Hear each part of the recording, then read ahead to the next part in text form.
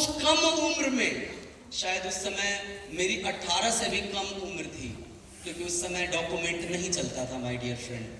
उस समय दिमाग में बात आ गया कि बात सही कह रहे हैं, वो ऑप्शन और वो विकल्प तो हमेशा रहेगा मेरे पास। मैंने कहा एक बार पूरी जान लगाकर, क्योंकि मैं पढ़ता था तो बहुत मेहनत करके पढ़ता था, मैंने कहा मैं करता हूँ कोशिश। फिर क्या था दोस्तों, सबसे पहले सर ने बोला एजुकेशन को पकड़। मैं आप में से हर डिस्ट्रीब्यूटर को बोलूंगा, मेरी तरह एग्जाम्पल आप लोगों ने लाइन ड्रॉ करके समझ लिया है, इसी वजह से आज आप यहाँ पर हैं कि ग्लेज एक बेस्ट प्लेटफॉर्म है। यस और नो? आप सबको मालूम है ना? मैंने भी समझ लिया था इस बात को। अब बात थी सीखने की। मैंने दोस्तों मन लगा के सीखना शुरू किया, ऐसा सीखना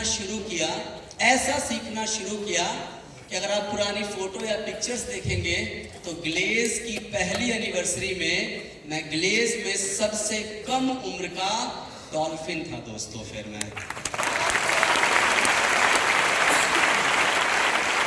सीखा तो फिर ऐसा सीखा, फिर यानी जो करो 100% करो।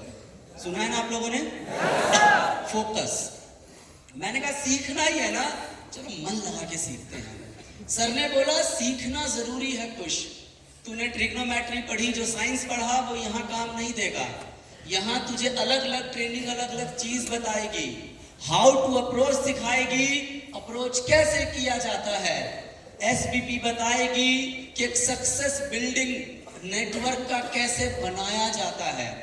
प्रोटेक्ट योर मैसेज सिखाएगा कि टीम में क्या मैसेज देना चाहिए, क्या नहीं देना चाहिए। The power of team work सिखाएगा कुछ, टीम की ताकत क्या होती है।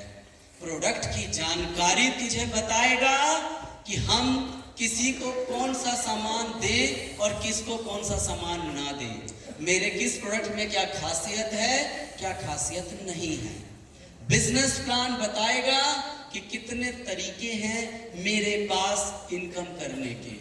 ऐसे हर क्लास के फायदे उन्होंने मुझे बताया, शायद आप लोगों को भी मालूम होगा। उन फायदों को समझकर यहाँ मैं आप में से हर आदमी को बोलूंगा, मैं तो उस वक्त समझा था तो मैंने बढ़िया से सीखना शुरू किया।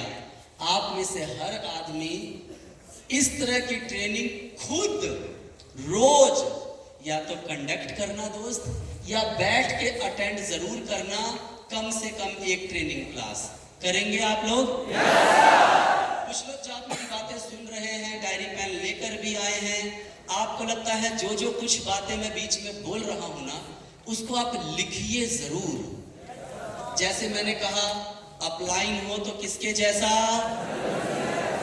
तो नोट कर लेना चाहिए आपको कि मुझे भी ना सर ने, कुछ भैया ने बोला था कि उनको ना सरबजीत सर मतलब ऐसा समझाते थे कि उनके साथ रिलेशन भी अच्छा था और वो समझाते थे तो वो समझ भी जाते थे। यानी मुझे भी ऐसा अपलाइन बनना है जिसके पास हर सवाल का जवाब हो।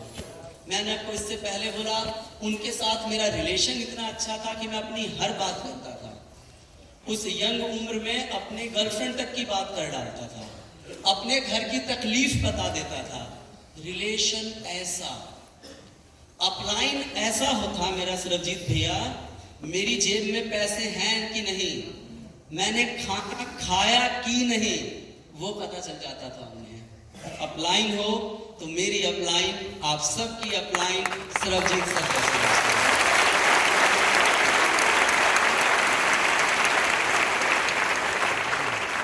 वो मुझे इतना जानते हैं जितना वो अपने बेटे को और अपने परिवार के लोगों को जानते हैं।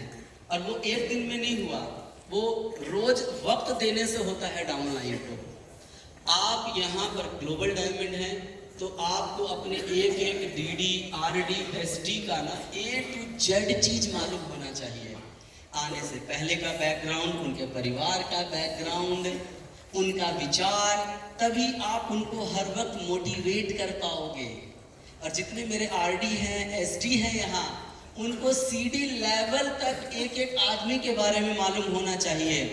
जब आप लोगों से मिलोगे, बात करोगे, उसके बारे में पूछोगे, आपका संबंध बनेगा, उनसे रिश्ता मजबूत होगा और बातों बातों में पता चल जाएगा इस बंदे को चाहिए क्या। क्या इसे पैसों की जरूरत है, नाम की जरूरत है, पहचान की जरूरत है, इसे जरूरत किस चीज की है, एक आइडिया लग जाएगा दोस्तों। इस तरीके से काम करना शुरू किया दोस्तों। एजुकेशन का मैंने महत्व आपको बता दिया। हर क्लास के बारे में आपको मालूम होना चाहिए। अगर आप कहीं पर बात करने जाओ किसी भी टॉपिक पर, तो मिक्स क्लास खिचड़ी पका के मत दो। पर्टिकुलर टॉपिक बाय टॉपिक बात करो। मैं भी बात करने आया हूं, किसी टॉपिक पर आया हूं, बीच में अपनी शेयर कर रहा हूं, लेकिन मेरे पास प्रॉपर टॉपिक है, मेरे पास प्रॉपर स्लाइड है, मेरे पास प्रॉपर एजेंडा है। मुझे मालूम है आज मैं आपसे क्या बात करने आया हूं। यस और नो? ऐसे आप में से हर किसी को मालूम होना चाहिए। ऐसे करिए आप। समझ में आया, ट्रेनिंग समझ में आया, काम करना शुरू किया। शुरुआत का वक्त कई बार बहुत बहुत कठिन होता है दोस्तों। मुझे याद है जब मैं पीडी बना, मेरी 7 लोगों की टीम बनी, जिसमें से 3 लोग ये काम छोड़ चुके थे, 4 लोग ऐसे थे जो 2 ऑफिस नहीं आते थे, 2 को पकड़ के लाना पड़ता था। चल पड़ भाई ऑफिस। अब एक नया चैलेंज। मैंने कहा सर थोड़ी सी टीम तो बन गई, अब देखो ना लोग ही नहीं आ रहे हैं। तो सर ना, सरबजीत सर दिल्ली ऑफिस के इंचार्ज थे और मैं सर के साथ बहुत लंबे टाइम तक रहता था। रात को देर रात तक बैठते थे, प्लानिंग करते थे, क्योंकि कुछ और तो समझ में नहीं आता था। तो सर ने मुझे कहा, देख आज तू ऐसी बातें कह रहा है ना कि लोग नहीं जुड़ रहे हैं, टीम नहीं बन